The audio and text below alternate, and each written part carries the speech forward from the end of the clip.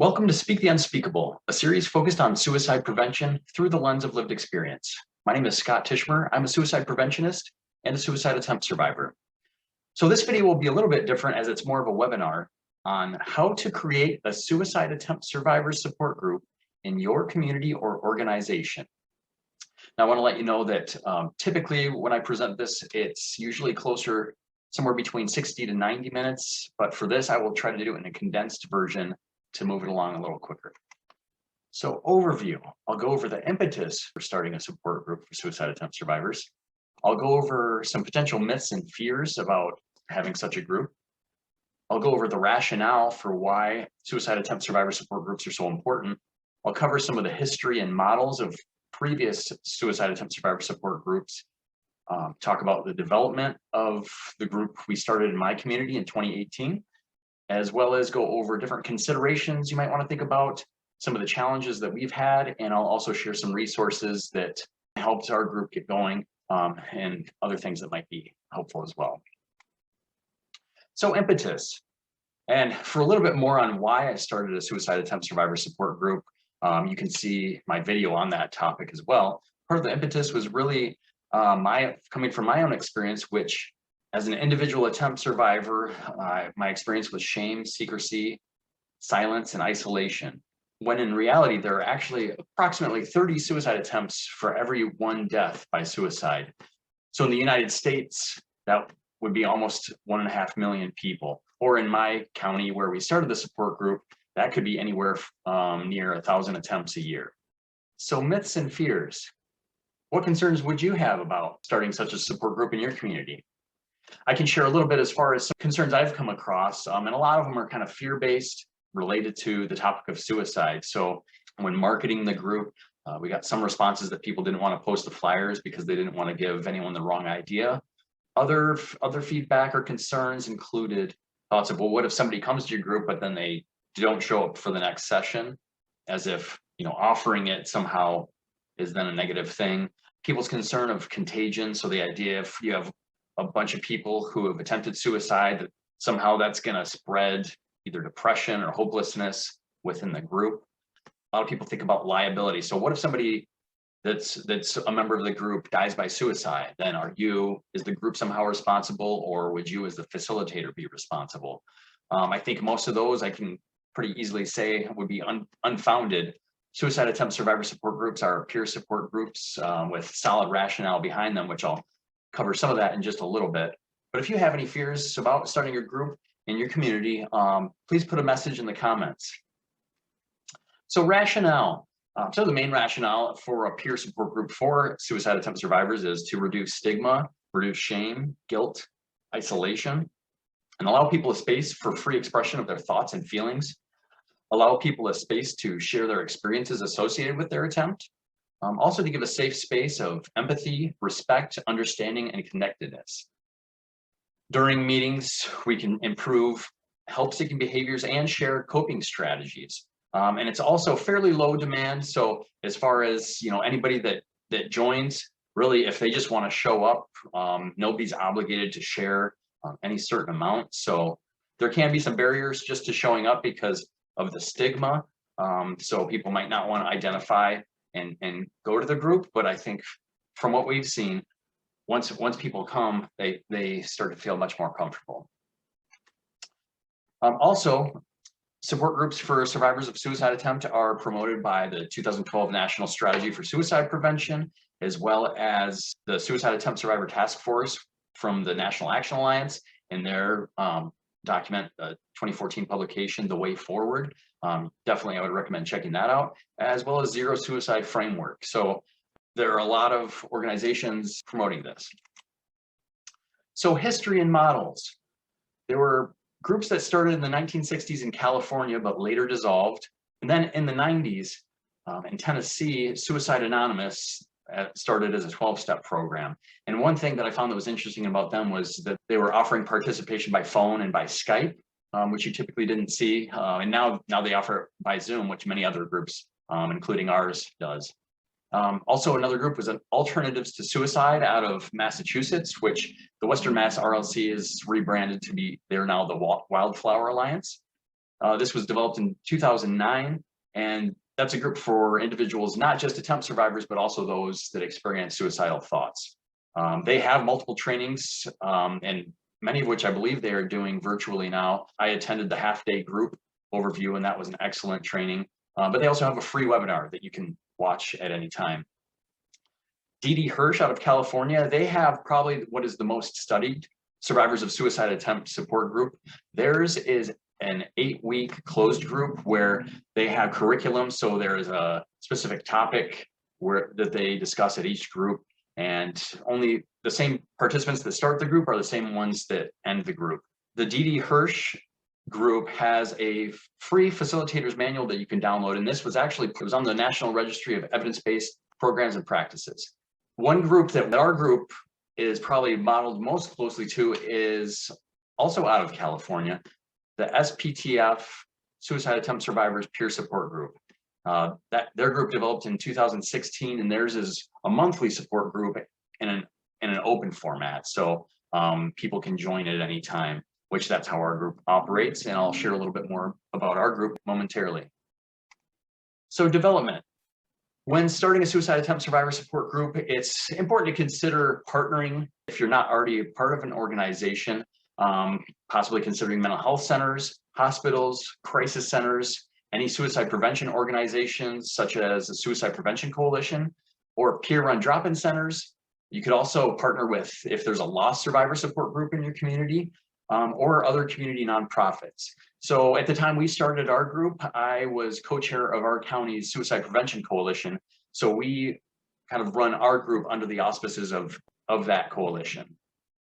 But having a partner, having a sponsor can be helpful for a number of reasons. One, it can provide some credibility for your group. It can help, they can potentially help with marketing. They might be able to provide a location for your meeting, or even funding or anything else that you might need support with. So another important part is, as far as development, is recruiting peers for facilitation. So for our group, I am an attempt survivor. So as I was planning on facilitating, I did partner with a licensed mental health clinician who is also an attempt survivor. So we co-facilitate the group. I would strongly recommend having co-facilitation so that you have a teammate. And I definitely think it's important that at least one of the facilitators is somebody with lived experience. So for our group, everybody that shows up to the group each month has that lived experience of surviving a suicide attempt.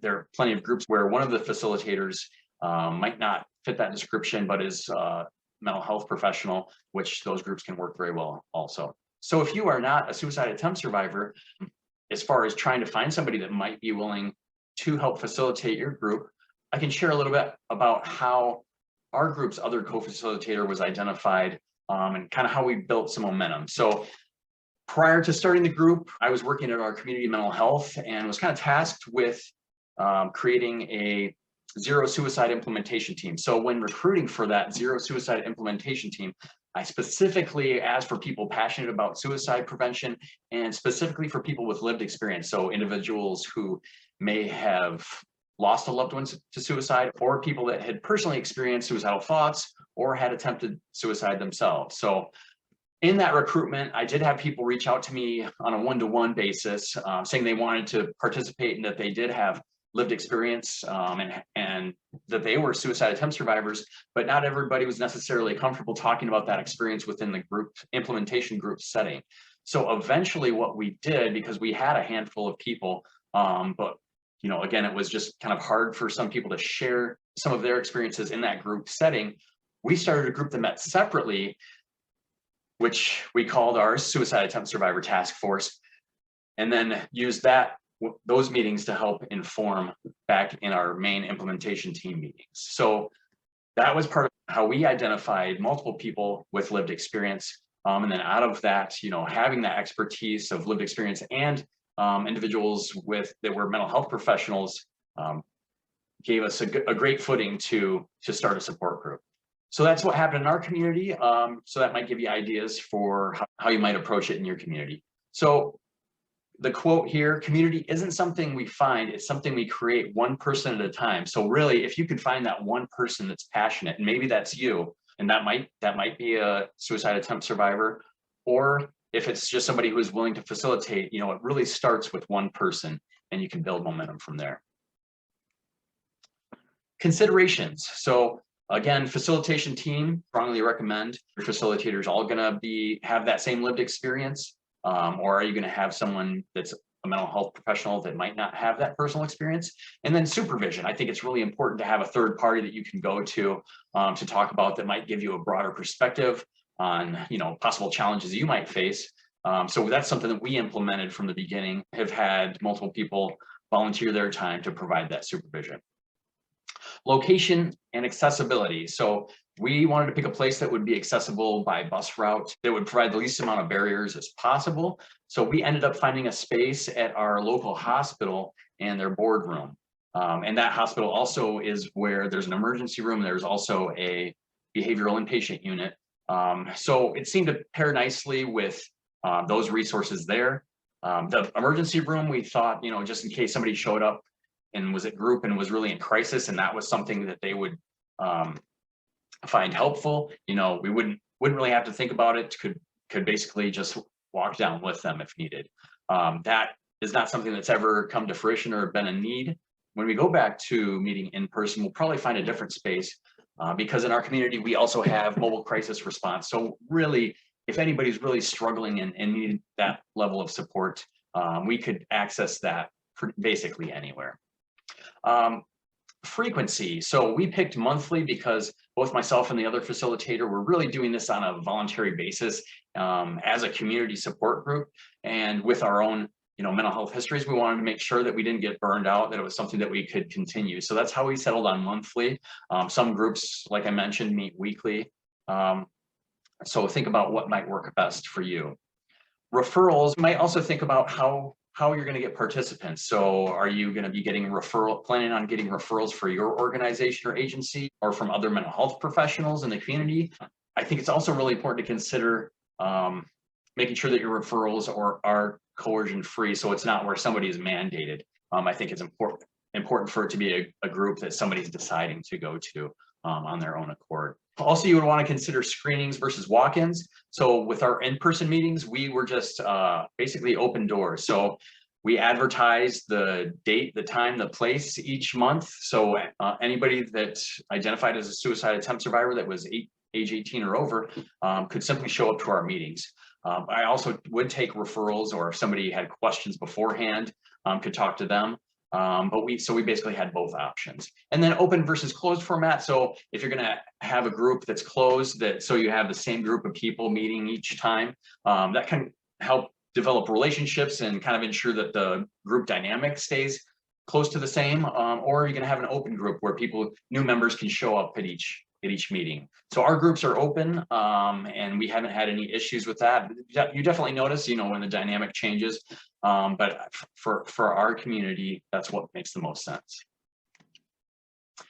Other considerations: meeting structure and ground rules. So what is your meeting going to look like? How long our meeting is going to last? Our meetings are for an hour and a half. We usually start a little bit of small talk and then an introduction. Prior to that, we go over a few basic ground rules, so I can share some of our main ones. Confidentiality, so what's said in group stays in group.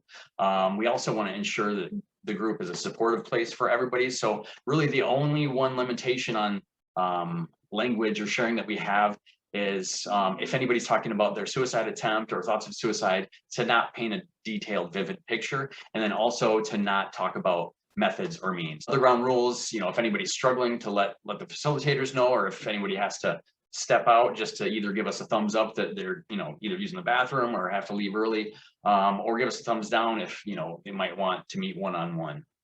And that's part of our kind of group culture, is the thumbs up has been part of our group culture since then. So after going over the ground rules, that's usually when we do the check-ins, and new members can share a little bit about themselves. And then we ask for topics. So if there's any topics that anyone would find beneficial to discuss, and I usually make a note of those to make sure that we can get to all of those before the meeting is over. Some months, especially when we had consistent group members, we voted on what topics we wanted to discuss and set up a few months ahead. So I would come prepared to present on topics. And sometimes we would discuss those topics almost for the whole meeting.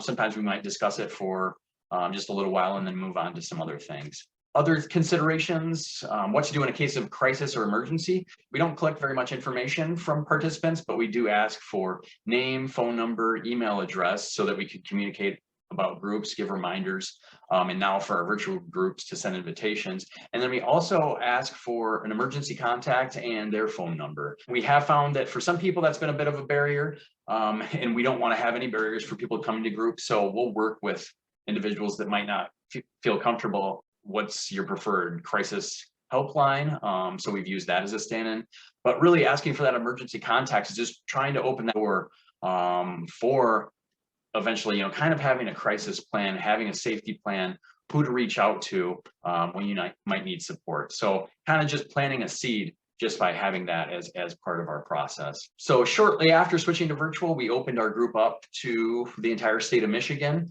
And then eventually we got listed on a national website, the MHA website, and started taking members from across the country. Unfortunately, we did end up growing to the point where we had to create a wait list for out-of-state participants. So that's kind of where we are right now. But we're still open to new participants in the state of Michigan. Another consideration, group completion versus having an open-ended group. Our group is open-ended, so there's no graduation, there's no completion from group. Like I mentioned, the Didi Hirsch groups, those have kind of a set defined time frame, and anybody who's completed those groups, I believe, typically, if they find it beneficial, they can come back when there's availability. We've even talked about this in our group and had a pretty strong consensus that everybody said, this is a group I want to come to when I'm struggling. It's probably a group I want to come to when I'm doing well, just for the friendship, for the socialization, and for a really important point of being able to help others. So that was a pretty strong consensus that we had when we discussed that, because we talked about how would you know when you don't need to come to group. Communication in between meetings, so deciding, are you going to send group reminders? How are you going to communicate with people? Definitely want to be respectful of people's boundaries. That's something I'm always conscious of. But that's something to think about. We do ask, also in our intake process, when we ask for their email and phone number, we ask, can we send you a text reminder the day of the meeting? And then we also ask whether people would like the Zoom link either emailed or texted to them. So peer recruitment, I think one important thing is to think ahead and think about maybe once you have your group going, and if there are people coming consistently, maybe consider asking around if anybody's interested in eventually working towards being another peer facilitator. It might be helpful to have more hands on deck. And then marketing, how are we going to market the group? How are you going to get it so people show up? And that's an area where we kind of have struggled. We posted on Facebook. It was a big step to get listed on the MHA website. We're listed on our local 211 search, and then some other websites. So we have a web presence, but we haven't done a great job as far as flyering. And as I implied, we had a little bit of resistance as far as getting some people to want to post our flyers, just because they almost didn't even want to have the word suicide attempt posted on a flyer, because with that fear, that myth that's going to put suicide in someone's head, rather than seeing it as a resource that could really help somebody. So challenges, some of the challenges that we faced with our group, again, stigma. I think some people might even have the fear that, well, if you get a bunch of suicide attempt survivors together, they're just going to talk about ways to kill themselves. I mean, which our group is full of wonderful people who are there because, we all might struggle, but we're trying to live. We're trying to come together and help each other. So that's the farthest thing from what the group is. Stigma, like I mentioned, has also affected some of our marketing. And that's another area where partnering or having a sponsor would be really helpful, because they might be able to help you get the word out. Living in Michigan, weather, we did have to cancel one group, and this was where all the schools were closed, even our community mental health closed, which I think is the only time that I've ever seen that happen. That's something to consider, and maybe planning ahead of how you're going to notify people, what the rules for that will be. Self-doubt has been something that I've struggled with a lot, even getting the group started, questioning, we definitely want to start anything that we do, kind of with the mentality of do no harm. So really thinking, how do we make sure that this is a beneficial, helpful group? And then just self-doubt, will people show up? Will they find it helpful? And over the years of doing the group, we've just gotten so much positive feedback that really those self-doubts are far behind me at this time. for our first group, we did wonder, is anybody going to show up? And for the first group, nobody did show up, and we started the group very quickly after planning it, and really didn't have time to market as well as we should have. But I believe the next group, we did have 6 people.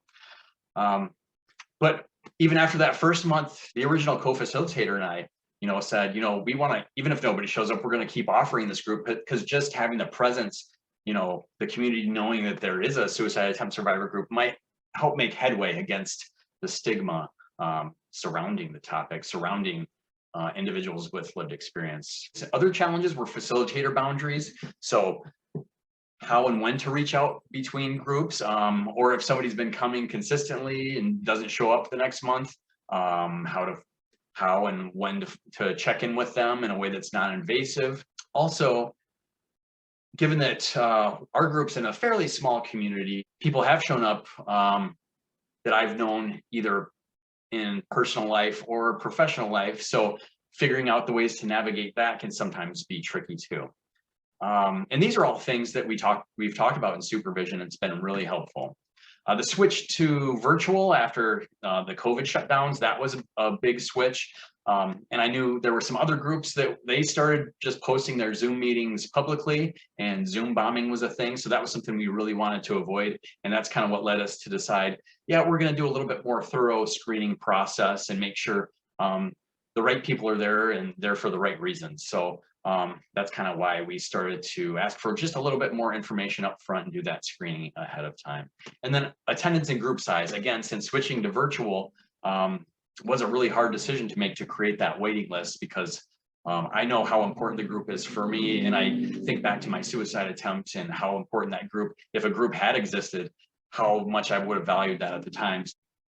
And actually, Speak the Unspeakable is one of the resources that I started kind of after we created that wait list, just as maybe something else that might be beneficial. But before switching to virtual, attendance our concerns were really on the other way. And that's where I would also really recommend having 2 facilitators is important, because then, if you have a situation where just one person shows up, there'll always be at least 3 of you. So I think that's another real strength to having co-facilitators. Typically, our in-person groups range anywhere from 4 to 6 participants. And then when we switched to virtual, we've had a greater number of participation, typically anywhere between usually 5 to 8. So here's just a few of the materials we used in marketing, and this was the kind of the first flyer put out there. Pretty generic stock photos, but just obviously trying to send the message of togetherness, that you're not alone. Have the time, the place, the date. Here's another one. In this flyer, I provided a little bit more context. Just trying to break some of the stigma. So you might not be able to read this. I can read it for you. It is estimated that for every 1 death by suicide, there are 30 suicide attempts. The vast majority of people who survive an attempt do not later die by suicide, but go on to lead meaningful lives. Due to stigma, shame, guilt, and fear of discrimination, suicide attempts are frequently kept secret. This secrecy can lead to further isolation and make it difficult to find support.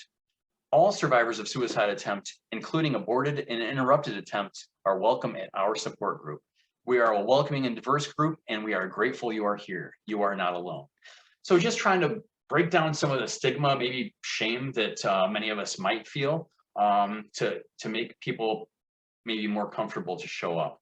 And then again, we've got the name of the group, the time, the day of the month, the location and address. And also a little bit more information. Walk-ins and referrals are welcome. If you or someone may be interested in attending, please contact Scott. So that was one of the more detailed flyers that we put up. And then also had this image that we created a little map and diagram of where to go in the hospital. Hospitals are pretty big and can be hard to navigate. So figured people showing up, especially for the first time, might not want to have to ask for directions, especially if there is some shame, experiencing that stigma of not wanting to ask for, hey, where's the suicide attempt survivor support group? So we wanted to make it as easy as possible for people to navigate to find us. And then this was some of our most recent promotional materials that we have online. So just list the name of the group, the day of the month, time, and contact information for anyone interested. For in-person meetings, we handed these out to everybody. It has reminders about the group, when it is, where it is, and then resources. So local crisis help information, national crisis line information, and again, as well as locations for support. This is the contact information we asked for in-person meetings. So again, name, phone number, email, and then emergency contact. Down at the bottom, if you can't read that, that says your first name is the only information we require. However, the remaining information would be greatly helpful as well. So again, we want to appreciate, people's privacy concerns, but we do really want to make sure we have contact information if possible, and to have that emergency contact in case anybody's really struggling in group and feels that might be something helpful for them to reach out to. That way we'll already kind of have some of that information preloaded. And again, just kind of planting the seeds of, hey, we have emergency contacts at work, we have emergency contacts at sporting events, it should be a normal thing to reach out for help. This is a suicide attempt survivor script outline that our original co-facilitator printed out, just to give us reminders in case sometimes I can go a little bit blank during group. So if I ever get lost, have a reference to go to. So just go over the welcome introductions, some of our housekeeping details, kind of the group guidelines, and then has ideas for topics if at any time we're short on topic recommendations and the facilitators have trouble thinking of anything in the moment. And then just reminder for our closing, whenever the date for the next group, I usually share the exact date. So since it's kind of a floating date, because we do day of the week, second Wednesday of the month, I remind people what the actual date is. And then since starting to virtual, we had a great recommendation from one of our members before closing for everyone to share either one thing that they learned from today's group or one thing they appreciated about the group, or if nothing specific about the group, one thing that they're grateful for or looking forward to. So ending on a positive note, resources like safety plans. So in case anyone was struggling in crisis at group and would benefit from filling out a safety plan. One of our groups, we did do that as an activity. However, doing activities during group took away some of our discussion time, which is what people seem to value the most. So we haven't done many other activities since then, but we definitely share coping skills and share other helpful resources. Here are some resources that helped, that have helped me since my suicide attempt, and also helped in development of our suicide attempt survivor support group. So on the top, A Journey Towards Health and Hope. This is a SAMHSA publication. You used to be able to order it for free, and they would send you a certain number of copies for free with even free postage. They might charge for shipping now, but you can download it for free still. And then the attemptsurvivors.com, that was a project out of the American Association of Suicidology. It unfortunately was last updated in 2015, but I believe that someone has taken over that. It might be Desiree Stage, who does Live Through This, which are portraits and sharing stories of suicide attempt survivors. So that might become active sometime in the near future. But the information from that website is archived, so you can still access some of that information. And they used to actually have a list of all the attempt survivor support groups in the country. But obviously that's going to be out of date now.